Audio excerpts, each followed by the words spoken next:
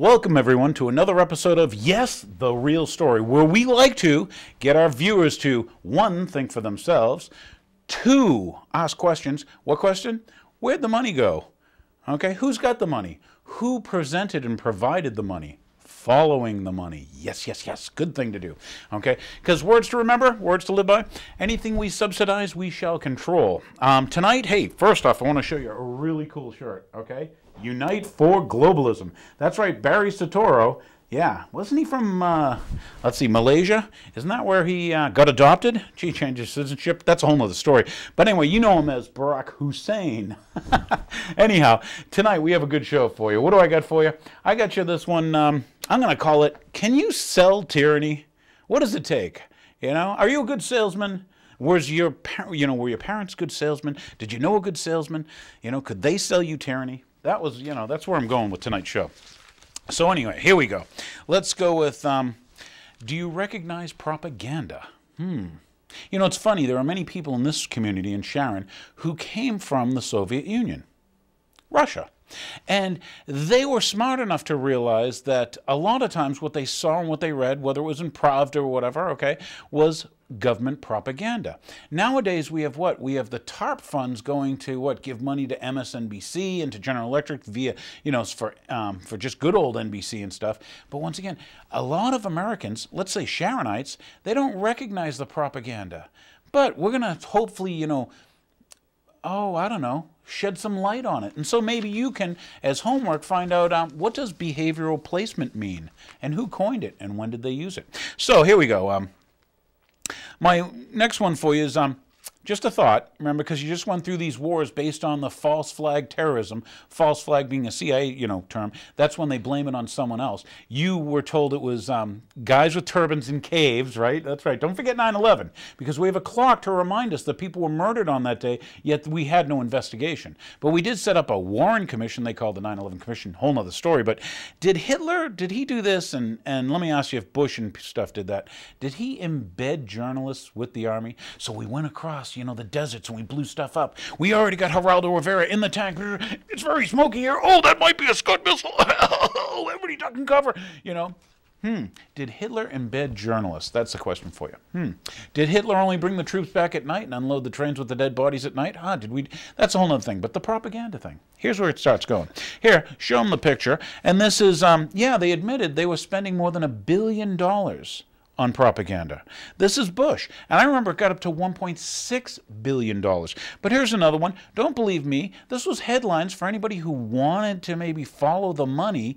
So billions of dollars went to the media corporations to continue the propaganda, the government story. Even though it didn't add up scientifically, it didn't add up, you know, once again, in a court of law it wouldn't add up. But, hey, and there was nobody put on trial, and we never really saw any evidence. But hang on, don't forget, there were the, yeah, they found the passports in the, at Ground Zero. That's how we knew it was them, guys in caves. I'm sorry, but the propaganda is pretty heavy. So anyway, here we go. Here's a picture, just because you wouldn't believe me, but here's other people reporting that the Bush administration paid for spin. Spin was a term, I want to say, coined by Edward Bernays. There's some homework. Who was Edward Bernays? What did he work on? Was he good at getting group mind thinking? Did he help sell you fluoride? How about cigarettes? Yeah. Did he get you women to smoke? Yeah. Edward Bernays. Father of spin. You should look him up sometime. Okay. Did you know that your stimulus money went to NBC and to General Electric? Not just to foreign banks. That's right. TARP, stimulus money. I forgot it was billions and then trillions and stuff. And your taxes are going to, and your children's taxes are going to pay for this. But it went to who? It went to the media? Yeah, and it went to foreign banks? That probably makes you real happy when you pay your taxes, huh? Yeah, as your dollar gets devalued, you're probably happy knowing that you and your children's money will go to making globalist banksters, because we should unite for globalism. Yeah, I think it's a globalist banker takeover of the United States if you watch it correctly. But that just may be my, you know, analysis. You might want to consider having your own.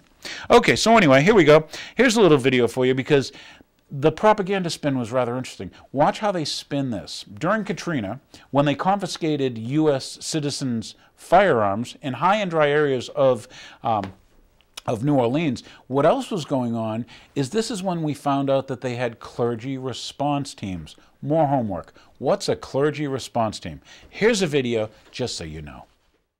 Law ever become a reality in America? Some fear any nuclear, biological, or chemical attack on U.S. territory might trigger just that.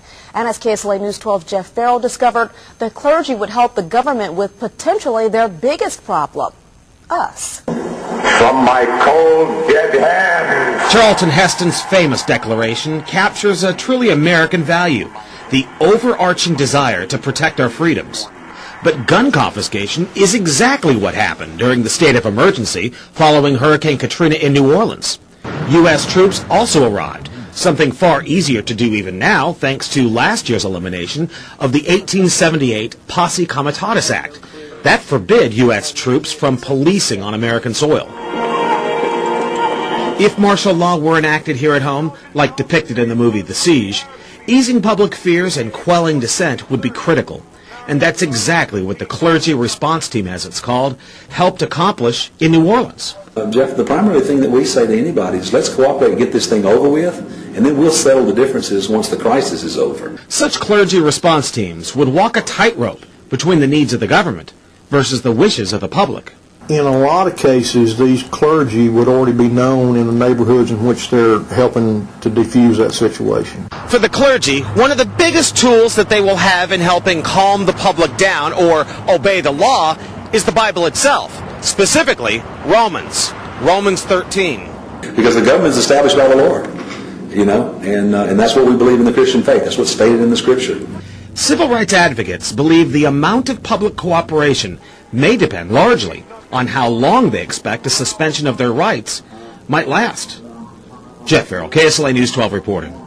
And according to Tuberville, during Hurricane Katrina, the clergy response team provided 38 chaplains a day around the clock at 8 different camps. Rather interesting, huh? Yeah, that we're going to have, and we're going to use Romans 13. I think that was one of Hitler's favorite, verses. Give unto Caesar that which is Caesar's, right? But for you religious people, come on the show and tell us what the rest of the verse says. What's important about this, though, is here's the government giving money to clergy so that they sing the government song. So now your media is being paid by your government. They'd call that propaganda if it was Russia. That's right, some of my viewers, they'd tell you what propaganda is. But now we're even getting the church to sing the government song. Rather interesting, huh? Okay, so behavioral placement. Here you go. Show them the picture. Well, part of the money spent on the media was for behavioral placement. Isn't that a term to coin? Let us coin a good term. Behavioral placement. Rather interesting, huh? And here's another one for you. This is just so you know, this is your TV telling you what to do. Yeah, so they embedded it into what? Into The Simpsons. They embedded it into all of your television shows, like 30 Rock. Yeah, how could you do that? How could we get the writers to put in the themes that we wanted? And this was to what? To support the current administration's and, of course, the previous' agenda. And you noticed, as we go Republican and Democrat and Republican, Carol Quigley would be a good book to read, by the way, if you want to learn about how to play the people off this.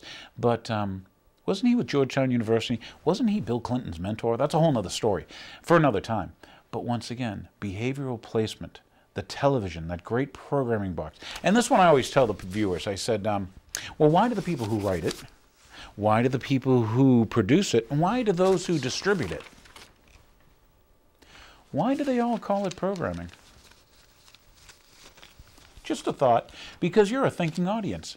That's what I think anyway. So here we go. Yeah, so now you get your TV telling you what to do, embedded into your television shows from, ABC, NBC, Fox, Viacom, all those wonderful things, okay? Did they tell you that 1,000 scientists said that this global warming thing's a hoax? My gosh, they didn't tell you that, but here it is. Hey. Wow, so we're not all for the Al Gore carbon tax that gets paid to globalist bankers, even though Al Gore set up the carbon credit exchange in Chicago, and it's the Rothschilds running the one in Europe. Do you know what the company is in Britain that does it? It's Gore and Blood. I kid you not. What happens if you reverse it, huh? But they were going to have you pay a carbon tax, and now, because they couldn't pass that as part of cap and trade, so what did Arnold Schwarzenegger do? He was out there in Germany. Yeah, he's a good little Nazi. Yeah, he was raised by Nazi colonel. His father was Nazi colonel. This death had belt buckles, yeah. Well, maybe we find out the Nazis haven't gone anywhere. Maybe they just put on new suits. Maybe they're in many parts of your infrastructure. So anyway, here we go. So you'll love this. Here's a picture. This is the Department of Homeland Security to battle climate change. Because notice how we switched the words? Very Orwellian. Used to be the War Department. Now it's the Department of Defense. Orwell, right? Here we go. We've got the Department of Homeland Security now is going to battle climate change. We've gone from global warming, which we found out was a hoax, okay? Record cold, by the way, in Europe this year, as far as the records go back into the 1600s in Germany. But long and short is, we're changing it now to climate change. You watch how they change it to overpopulation. Mark my words. So here we go. Now, once again, I just, you had to see that to believe it. Okay? And remember at 9/11, after Bush stood on the pile with the guy with the microphone and stuff, and he's there taking photo ops with the firemen? Okay? We won't get into how they knew buildings were going to collapse and they didn't tell the firemen. That's a whole nother story. We won't tell you how it took, 9 years before they said, hey, oh, you're dying because you worked on the pile because you were exposed to all this stuff? But what happened after 9/11, right after? We were told to go shopping. Why I thought that was important, okay, for this propaganda piece is, here's a couple pictures. You know Timothy Geithner. He's the, He's the Treasury Secretary. Oh, that's right. He doesn't pay his taxes, but you damn well better. Because if you don't, we'll Ed Brown your butt. That's right, guy with snipers in his yard up in New Hampshire. Why? Because he didn't pay his taxes. Not Timothy Geithner, though. So anyway, it gets funny. Why? Because, once again, after 9/11, we were told everything, go back shopping. That was the thing. Everything's okay, go back shopping. So now you have what? You have Timothy Geithner visiting Jon Stewart, The Daily Show. How many people get their news from that comedian Jon Stewart? Well, who is Jon Stewart's brother? Larry who? And he's what? He's the COO of the New York Stock Exchange? Boy, that's kind of pretty well connected, isn't it? Is your brother the COO of the New York Stock Exchange? Do you get visited by the Treasury Secretary? Here's a media guy. Oh, by the way, is Anderson Cooper, was he with the CIA for 10 years? So yes, this propaganda built into every part of your media. But it's interesting because right after he visits them in April, all of a sudden we're going to have what? We're going to have this plan for a rally for sanity. And in which case, what did your comedian related to the guy who runs the stock exchange, friend of Mr. Treasury Secretary who doesn't pay his taxes, what did your comedian do? He had a rally for sanity where he said what? Everybody relax. It's fine. Go shopping.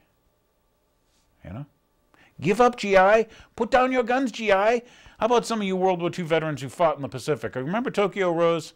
Yeah, let's not forget how propaganda is used. We use it every day. Why was Edward Bernays employed by the War Department? Let alone General Motors. I won't go into the tobacco companies. Hey, how about the idea of putting fluoride in your water? Thank you, Bernays. Yeah, this is comedy when you think of poisoning Americans. That's right, Sharon citizens. You poison your own citizens. Find out about fluoride. Is it a toxin? What does the picture on the bag tell you? So anyway, here we go. So yeah, here's a little thing. This one, just only to show you where society's gone with this. This is titled The Madness of a Lost Society. Kind of funky, but whoa, it's good to break the propaganda every now and then. You're watching The Madness of a Lost Society. November 26, 2010. Black Friday revealed yet further evidence of the complete madness of the populace of our lost society. In case you didn't hear, the leaders of China and Russia. China and Russia said that they are renouncing the dollar. The best way to think of it is a ticking time bomb. At some stage, the dollar will fall sharply. Now, you might be saying, Neil, what the heck does this mean to me? As the dollar loses status as the world's reserve currency, as mystery missiles launch just off our shores, as North and South Korea take the world to the brink of war, as the TSA violates all measure of liberty and constitutional rights, and as the U.S. military itself prepares for the coming total economic collapse and breakdown of civil order, this is what Americans care about. Wanton, lustful commercialism, acting like animals fighting over trinkets made by human beings for slave wages. As you watch this horrific video, do you think any of these people own a single ounce of physical precious metal? Any gold? Any silver? Do you think that even one of them understands what the Federal Reserve is, or that the Fed is spending them into oblivion in economic slavery? Do you think even one among them has made any preparations at all for the day when there is no food on grocery store shelves? And do you think the morally bankrupt executives at Target or Walmart even care?